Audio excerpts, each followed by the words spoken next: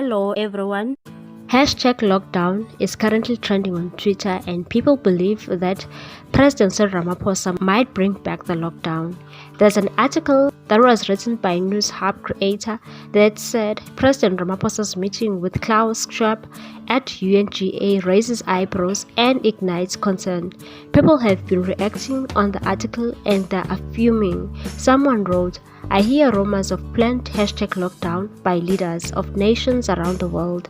If it's true and Cyril listens to Klaus Schwab's evil instructions again, this time Cyril will have to send soldiers to come and kill me because I will not comply with that rubbish again." Another one said, "We can't afford another lockdown. The first hashtag lockdown costed us a lot." DJ Spoo has also issued a warning about the lockdown.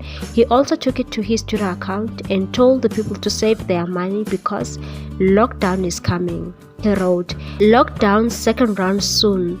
It's happening overseas. Clearly, sekunjalo. Get ready, hustlers. Don't spend your money. Prepare your business for challenging times ahead." I might be wrong. This is not an official message. I'm suspecting and taking precautions.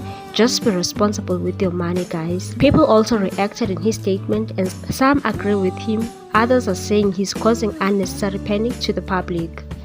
Someone said, "This is causing unnecessary panic and it's not alright, my leader. Such message should stay there by WhatsApp with your people.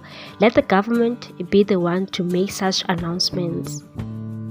What's your take on this one, people? Do you think lockdown is looming? Share your views on this one. Thanks for watching. Please subscribe for more news.